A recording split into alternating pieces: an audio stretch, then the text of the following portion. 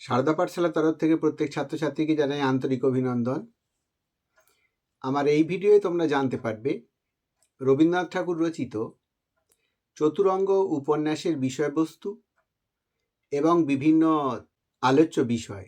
রবীন্দ্রনাথ ঠাকুরের চতুরঙ্গ উপন্যাসখানি প্রকাশ পেয়েছিল 1916 খ্রিস্টাব্দে।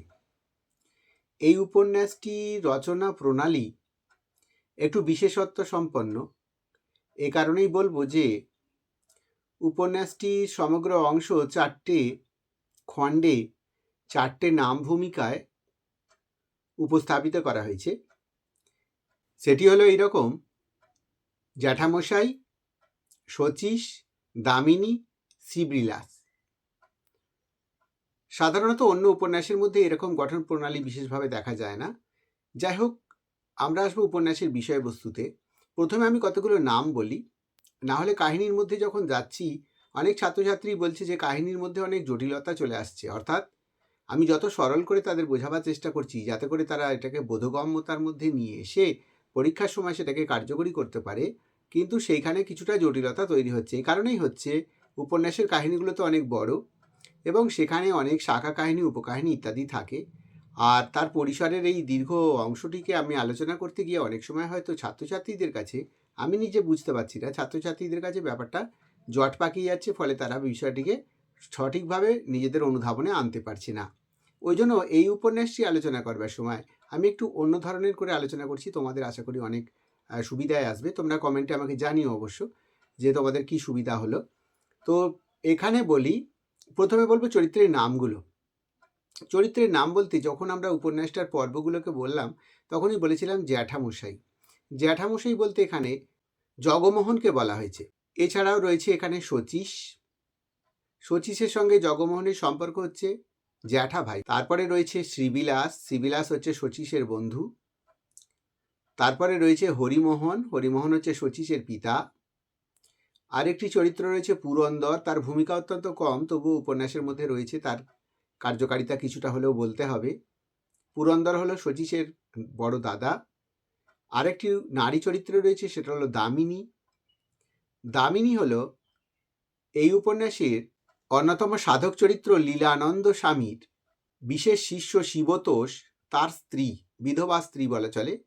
আমরা এই উপন্যাসখানিকে সহজ সরল করার জন্য একটু অন্যরকমভাবে আমি আলোচনা করব। আমরা উপন্যাসের শুরুর দিকেই দেখতে পাবো যে এই উপন্যাসের যিনি কথক তিনি হলেন শ্রীবিলাস, অর্থাৎ একটা চরিত্র, সে নিজেই কথক। শ্রীবিলাস গ্রামের ছেলে।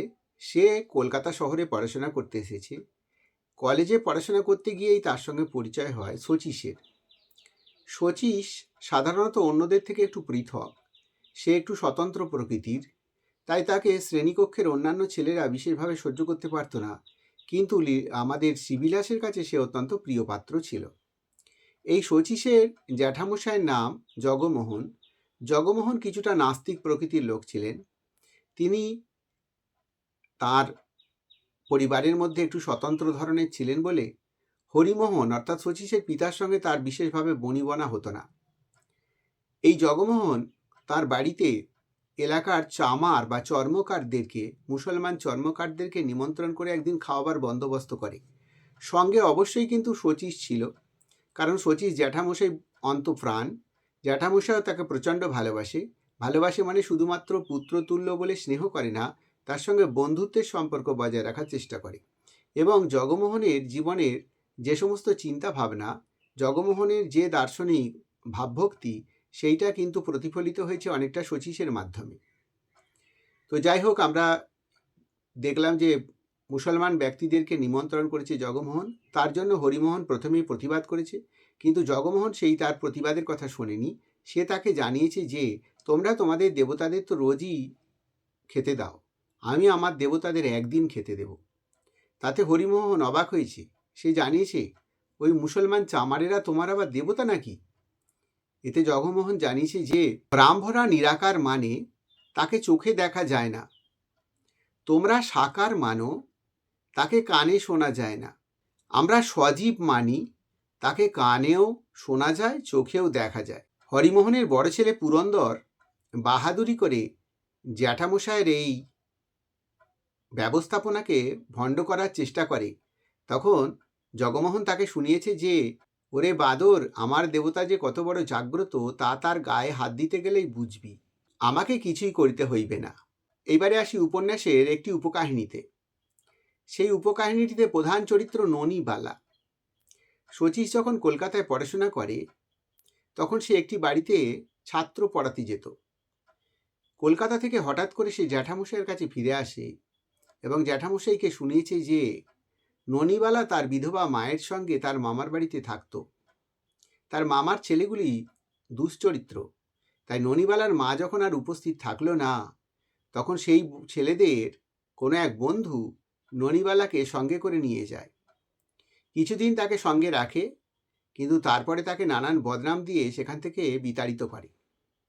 ননিবালার যখন এই দুরবস্থা, তখন শচীশ যেহেতু অর্থের দাবিদার নয় বা তার কাছে কোনো টাকা পয়সা নেই, তার কাছে কোনো বাড়ি নেই, তাই সে জ্যাঠামশাইয়ের কাছে এসে উপস্থিত হয়েছে যাতে ননিবালাকে তিনি উদ্ধার করেন।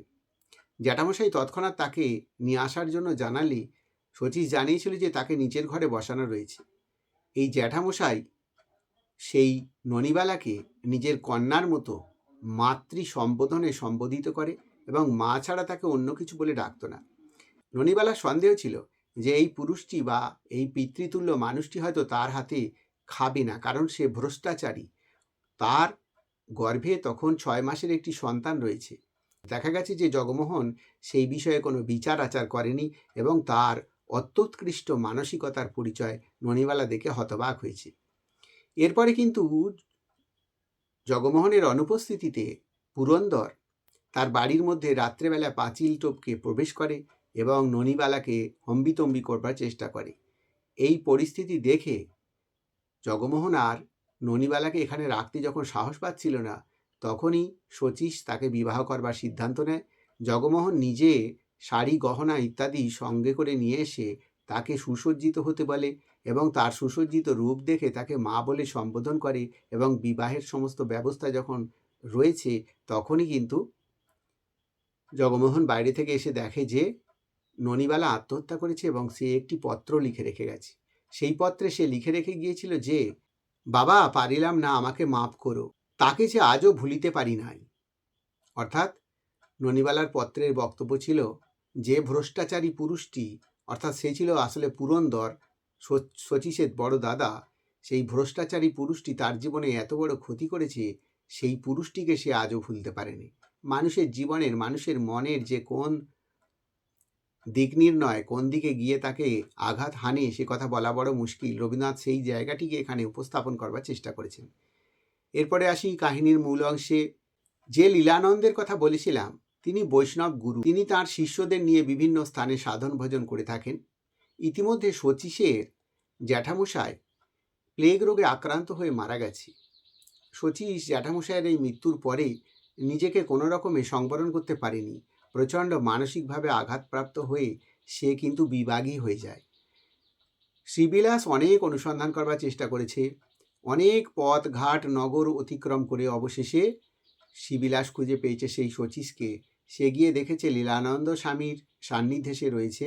তাকে সে তামাক সেজে দেয়, তার পায়ে হাত বুলিয়ে দেয় বা পদসেবা করে। এটা দেখে প্রথমে শ্রীবিলাসের অবাক লেগেছে যে শচীশের মতো পুরুষ, যে কিনা তার জ্যাঠামশাইয়ের কাছ থেকে দীক্ষিত, যারা কখনোই দেবতা ধর্ম ইত্যাদির কথা কোনো কারণেই স্মরণ করেনি, তার এরকম পরিণতি হলো কি করে। কিন্তু দেখা গেছে ঘটনাচক্রে শ্রীবিলাসও কয়েকদিন সেই গুরুজির কাছে থাকতে গিয়ে সেও তার শিষ্যের খাতায় নাম লিখিয়েছে। ফলে উভয়েই, এই দুই যুবক যখন গুরুদেবের সঙ্গে বিভিন্ন স্থানে ভ্রমণ করছে এবং নাম গান সংকীর্তন ইত্যাদির মধ্যে মেতে রয়েছে, সেই সময় দেখা যায় তারা কলকাতায় আসে এবং কলকাতায় গুরুজির একজন পুরানো শিষ্য শিবতোষ, তার একটি বাড়ি ছিল, সেই বাড়িতে এসে তারা উপস্থিত হয় এবং সেখানেই তারা তাদের সাধন ভজনে নিমগ্ন হয়। সেই শিবতোষ গুরুজির প্রতি এত ভক্তি ছিল যে সে তার স্ত্রীকেও সেখানে আত্মনিয়োগ করবার জন্য প্রচণ্ড চেষ্টা চালায়, কিন্তু তার স্ত্রী দামিনী মোটেই এই বিষয়ে আশ্বস্ত ছিল না।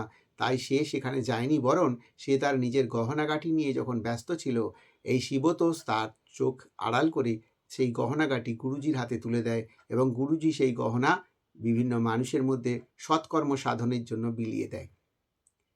এইটি দামিনীর কাছে অসহ্য ছিল, কারণ দামিনীর যে পিতা একদিন ব্যবসা করে প্রচণ্ড ধনী হয়েছিলেন, যে পিতার থেকে এই এত গহনা তিনি পেয়েছিলেন এবং তার কাছ থেকে এই বড় বাড়ির যৌতুক হিসেবে পেয়েছিল, সেগুলি সবই কিন্তু শিবতোষ গুরুদেবের চরণে অর্পণ করেছে। অথচ তার পিতার অর্থাৎ দামিনীর পিতার পারিবারিক অবস্থা বা আর্থিক অবস্থা প্রচণ্ড খারাপ হয়ে যাওয়ার জন্য তার ভাইয়েরা বর্তমানে দুবেলা দুমুঠো খেতে পায় না, তাদেরকে সাহায্য করবার দামিনীর কোনো অধিকার ছিল না। এইটি দামিনীর কাছে সহ্যের অতীত ছিল। তাই শিবতোষ চলে যাবার পর সে যখন বিধবা হয়েছে, তখন কোনো ক্রমেই লীলানন্দের কোনো কথায় বা আচারে সে অংশ নেয়নি। কিন্তু একদিন লীলানন্দ প্রতি বছরের ন্যায় দূর স্থানে পরিভ্রমণ করতে যাবার জন্য যখন প্রস্তুত হচ্ছে, তখন দামিনীকে জানিয়েছিল যে তুমি তোমার আত্মীয়ের বাড়ি চলে যাও, আমি সেখানে ভরণ পোষণ বা সমস্ত খরচের ব্যবস্থা করে দিয়ে যাব। দামিনী তাতে রাজি হয়নি। সে গুরুজির সঙ্গে সেই ভ্রমণে যেতে উদ্যোগী হয়। গুরুজি অনেক নিষেধ করা সত্ত্বেও সে কিন্তু কোনো ক্রমেই গুরুজির কথা শোনেনি। অবশেষে শচীশ, শ্রীবিলাস, লীলানন্দ এবং দামিনী সেই দূরপথ পাড়ি দেয়। সারাদিনের পরিশ্রান্ত পরিস্থিতি যখন একটা সময় সন্ধ্যা হয়ে এসেছে, তখন একটি পার্বত্য প্রদেশে তারা অবস্থান করে এবং সেইখানে একটি গুহাতে রাত্রি যাপন করে। সেই গুহার নানান কুটুরিতে নানান মানুষ শয়ন করেছিল। তার মধ্যে একটি কুটুরিতে ছিল শচীশ। শচীশের প্রতি দামিনীর ছিল প্রচণ্ড আত্মিক অনুকম্পা। সে শচীশকে কামনা করত। তার জীবনে শিবতোষ পুরুষ হিসেবে আসলেও তার কাছ থেকে সে জীবনের মাধুর্য কিছুই খুঁজে পায়নি। তাই রাত্রেবেলা যখন শচীশ ঘুমের মধ্যে নিমগ্ন, তখন সে বুঝতে পারে তার পা দুটি যেন কিসে জড়িয়ে ধরেছে। প্রথমে সে ভেবেছিল বুনো জন্তু বা কোনো অজানা কিছু। পরবর্তী সময় তার খেয়াল হয় যে সেই জন্তুর কোনো গায়ের অংশ নয়, বরং মানুষের মাথার চুলের রাশি যেন তার পায়ের উপরে পড়ে রয়েছে এবং তার পাটিকে যে জড়িয়ে ধরে রয়েছে, সেখান থেকে একটা উষ্ণ শ্বাস বের হচ্ছে। এইটি অনুধাবন করার পর ঘুমের ঘোরে শচীশ কিন্তু প্রচণ্ড লাথি ছোড়ে এবং পরে সে শুনতে পায় একটা চাপা কান্না, আর কে যেন সেই কুঠুরি থেকে বেরিয়ে চলে গেল। এর পরবর্তী সময়ে বারবার শচীশের কাছে যাবার চেষ্টা করেছে দামিনী, কিন্তু শচীশ তাকে কোনো রকমভাবেই গ্রহণ করবার কোনো উদ্যোগ দেখায়নি। এদিকে শচীশের মানসিকতায় আঘাত হানবার জন্য শ্রীবিলাসকে দিয়ে সে নানান রকমের কাজকর্ম করায় দামিনী, যাতে করে শচীশের মতো মানসিকতাতে দামিনীর জন্য কোনো রকম অনুকম্পা আসে। এইভাবে দিনের পর দিন যখন অতিক্রান্ত হয়েছে, শচীশ একদিন গুরুদেবের কাছ থেকে অনুমতি নিয়ে দূর সামুদ্রিক স্থানে বেড়াতে যাওয়ার জন্য বা পরিভ্রমণ করার জন্য বেরিয়ে পড়ে। যে দামিনী এতদিন শ্রীবিলাসকে দিয়ে বই পড়ানো, প্রতিবেশী নারীদের গৃহে যাওয়া ইত্যাদি কর্মসাধনে ব্যস্ত থাকত, শচীশ দূরস্থানে পাড়ি দিলে সে কিন্তু সেই যে ঘরের দ্বার রুদ্ধ করেছে, আর সে বাইরে বের হয়নি। অবশেষে শচীশও দীর্ঘ পরিসর পরে যখন আবার গৃহে ফিরে এসেছে, তখন সরাসরি শ্রীবিলাসের সঙ্গে কোনো কথা না বলে একেবারে দামিনীর দরজায় গিয়ে করাঘাত করেছে। আর দামিনী সেখান থেকে বের হয়ে এলে দামিনীকে সে জানিয়েছে যে সে বড় অপরাধ করেছে, এরকম অপরাধ আর কোনোদিন করবে না। তবে দামিনীর কাছে তার এই দাবি যে সে যেন গুরুদেবের সঙ্গে বা তাদের সঙ্গে সেই সাধন ভজনে লিপ্ত হয়। দামিনী শচীশের চরণ দুটিকে স্পর্শ করে জানিয়েছে যে সে তার কথা অবশ্যই শোনবার চেষ্টা করবে, শুনবে, এবং সে যেন তার গুরু হয়। অর্থাৎ দামিনী চায় শচীশ তার গুরু হোক। শচীশের পরামর্শে সে তার জীবনের বাকি অংশ কাটিয়ে দিতে চায়।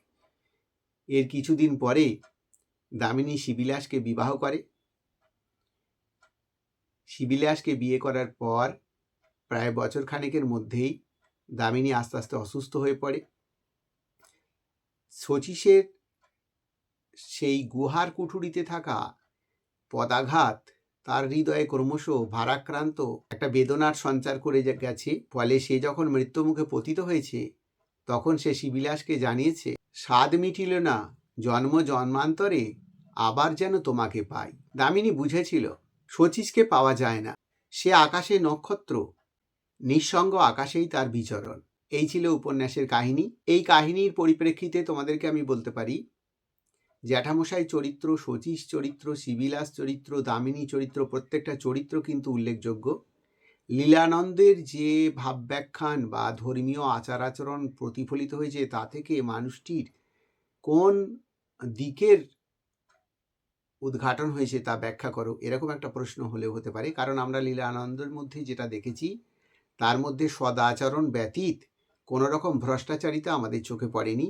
সুতরাং চরিত্রটির মধ্যে একটি গর্ব উদ্যত ভাবভাবনা রয়েছে এবং দামিনীকে সঠিক পথে পরিচালিত করবার জন্য তার যে প্রচেষ্টা, সেখানে একটা গর্ব রয়েছে। সুতরাং সেদিক থেকে সেই চরিত্রটিও যে আসতে পারে না এমন কথা নয়।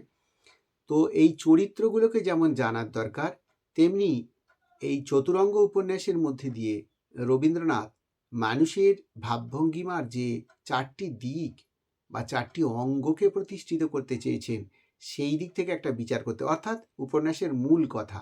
আমি মনে করি যেভাবে উপন্যাসের কাহিনীটিকে তোমাদের কাছে আমি উদ্ঘাটন করলাম বা বললাম, তাতে করে তোমরা যদি ভালো করে একবারের জায়গায় কয়েকবার শুনে রাখো, তাতে যে কোনো প্রশ্ন আসুক না কেন তোমরা করতে পারবে।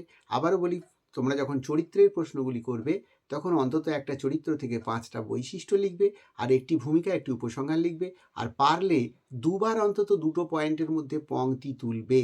তাহলে তোমরা চরিত্রগুলো যেটা লিখবে সেটা অনেক ভালো মানের হবে এবং সেটা থেকে তোমাদের ফলাফল অনেক ভালো হওয়ার সম্ভাবনা থাকবে। এই ছিল ভিডিও। যেহেতু সম্পূর্ণ উপন্যাসের অংশ আলোচনা করতে হয়েছে, ভিডিওটার পরিধি অনেক বেড়ে গেছে, তাই এর বেশি আর কিছু এই ভিডিওতে বলা গেল না। তোমরা যে কোনো নোটসের জন্য যোগাযোগ করতে পারো, সমস্ত নোটসের ব্যবস্থাপনা আমার কাছে থাকে সবসময়।